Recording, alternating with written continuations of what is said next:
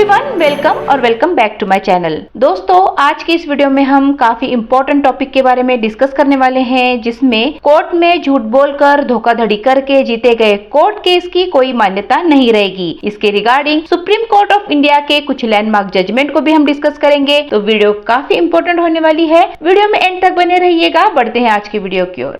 अक्सर लोगों की ये शिकायत रहती है कि हमारे साथ धोखाधड़ी हुई है, हमें पता भी नहीं चलने दिया और हमारे खिलाफ केस फाइल कर दिया गया है और कोर्ट से हमारे खिलाफ आदेश भी ले लिए गए हैं। या फिर ये कहते हुए सुना ही होगा कि कोर्ट में झूठे दस्तावेज दिखा के, झूठी बातें बोल के अपने पक्ष में फैसला ले लिया है। या फिर ये भी कहते सुना होगा कि हमारे कुछ जमीनें थी जिसमें हमारे नाम ही नहीं चढ़े हुए थे और हमारे भाई बहनों ने, चाचा ताऊ ने उसे बेच दिया, तो जो भी हिस्सा हमारा बन रहा था वो हमें नहीं दिया गया। अब इन सभी सिचुएशंस में हमें ये पता चलता है कि एक आम आदमी के साथ धोखाधड़ी की गई है और जिसके साथ ये धोखाधड़ी हुई है उसे ये लगता है कि अब इस घटना को काफी लंबा समय बीत चुका है, अब उसके पास कुछ रेमेडीज नहीं बची है, कोई सॉल्यूशन नहीं है। लेकिन दोस्तों, अगर आपके साथ इस तरह की कोई धोखाधड़ी हुई है तो आपको बिल्कुल भी घबराने की जरूरत नहीं है। फिर चाहे कितना भी समय क्यों न बीत चुका हो, 5 साल, 10 साल, 20 साल या 40 साल, कानून की नजर में वो एक धोखेबाज ही रहेगा। फिर चाहे उस व्यक्ति ने अपने पक्ष में फैसला ही क्यों ना ले लिया हो, कानून उसके पक्ष में कभी नहीं रहेगा। लेकिन इसके लिए आपको सही प्रावधान पता होने चाहिए और ऑनरेबल सुप्रीम कोर्ट और हाई कोर्ट के कुछ लैंडमार्क जजमेंट का भी आपको पता होना चाहिए, जिसके बारे में आज हम डिस्कस करने वाले हैं। जजमेंट की ओर आगे बढ़ने से पहले हम लिमिटेशन एक्ट 1963 के सेक्शन 17 को डिस्कस करेंगे और धोखाधड़ी के काफी समय बाद भी हम किस तरह से आप आज भी अपने फेवर में फैसला ले सकते हैं, ये भी हम आज डिस्कस करेंगे। तो सबसे पहले हम बात करते हैं सेक्शन 17 ऑफ लिमिटेशन एक्ट 1963 की। दोस्तों, हर चीज की एक समय सीमा तय की गई है। जैसे कि अगर आपकी प्रॉपर्टी को सामने वाले को बेच दिया जाता है तो उस सेल डीड को चैलेंज करने की समय सीमा 3 साल की है। इस तरह से हर एक्टिविटी की समय सीमा तय की गई है, जिसके लिए लिमिटेशन एक्ट 1963 को बनाया गया है।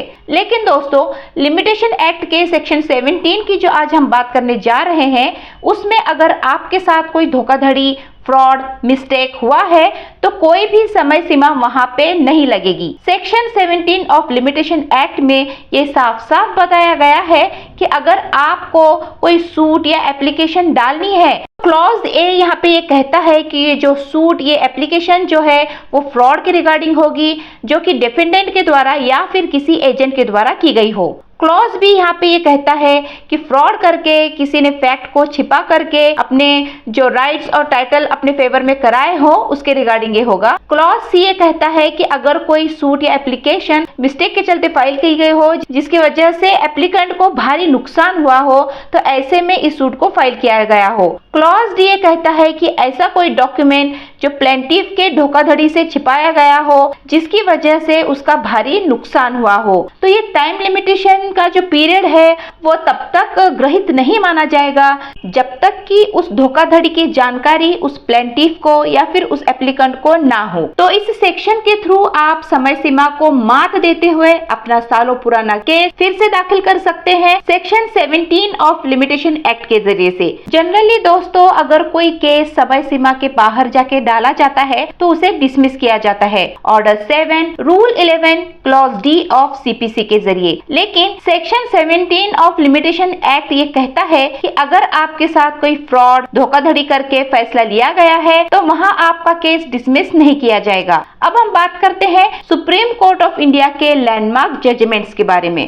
केस का नाम है Mahavir Kishore and others versus state of Madhya Pradesh. ये केस डील करता है section 17 clause 1 sub clause C of limitation act 1963 के बारे में, जिसमें ये बोला गया है कि जिसने ऐसा दावा किया हो कि सामने वाले पार्टी ने मेरे साथ धोखाधड़ी की है, तो ऐसे में समय सीमा तब तक नहीं शुरू की जाएगी जब तक प्लेंटिफ को इसके बारे में पता ना हो।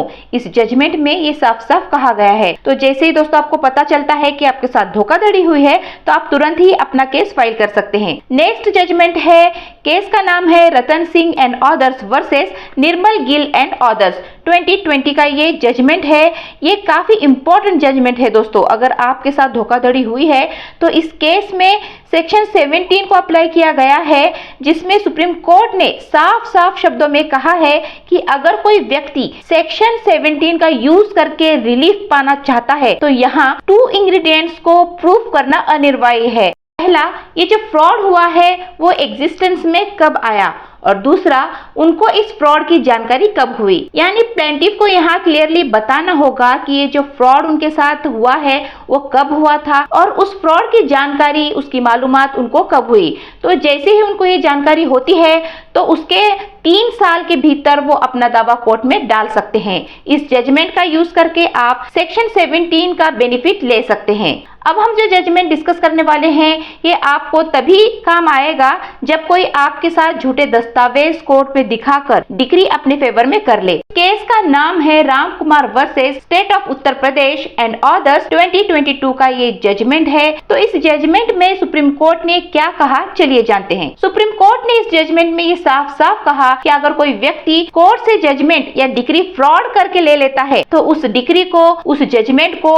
नलिटी माना जाएगा। नलिटी यानी उसकी कानून में कोई मान्यता नहीं रहेगी। यहाँ पे ऑनरेबल जस्टिस BR गवाई एंड CT रवि कुमार ने साफ साफ बोला कि अगर कोई व्यक्ति कोर्ट में रिलेवेंट एंड मटेरियल डॉक्यूमेंट नहीं दिखाएगा क्योंकि उसको पता है कि इसको छुपा के वो अपने पक्ष में डिग्री ले सकता है, इसका बेनिफिट उठा सकता है, तो ये फ्रॉड माना जाएगा। कोई फ्रॉड करके रिलेवेंट डॉक्यूमेंट्स को छुपा करके कोर्ट से फैसला ले लेता है तो उसको नलिटी माना जाएगा। कानून में इसकी कोई मान्यता नहीं रहेगी। ऐसे में इस आदेश को अवैध माना जाएगा।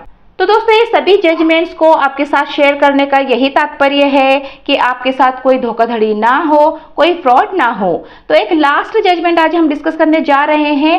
राजस्थान हाई कोर्ट का ये जजमेंट है।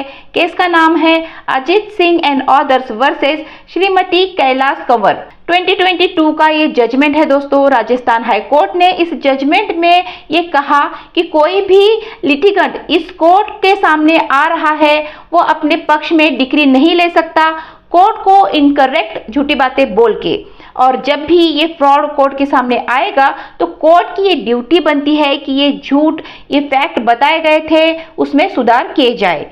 तो दोस्तों, आज की वीडियो में हमने सेक्शन 17 ऑफ लिमिटेशन एक्ट के बारे में जाना कि किस तरह से आप आपके साथ कागजी दस्तावेज में हुए धोखाधड़ी के अगेंस्ट में एक्शन ले सकते हैं। और हमने ये भी देखा कि किस तरह से कोर्ट में झूठे दस्तावेज दिखाकर आपके खिलाफ लिए गए फैसले को आप चैलेंज कर सकते हैं। साथ में हमने सुप्रीम कोर्ट और हाई कोर्ट के लैंडमार्क जजमेंट को भी डिस्कस किया। सभी की लिंक आपको डिस्क्रिप्शन में प्रोवाइड की जाएगी, जरूर चेकआउट कीजिएगा, जिसे अप्लाई करके आप आपके केस को और भी मजबूत बना सकते हैं। तो आई होप आपको ये वीडियो काफी इंफॉर्मेटिव लगी होगी, नॉलेजेबल लगी होगी। वीडियो अगर अच्छी लगी है तो इसे लाइक कीजिए, चैनल पर अगर नए तो चैनल को सब्सक्राइब कीजिए, अपने फ्रेंड्स और फैमिली के साथ शेयर करना ना भूलें। हम मिलते हैं ऐसे नॉलेजेबल और इन्फॉर्मेटिव वीडियोस के साथ। तब तक के लिए stay healthy, stay happy, bye bye.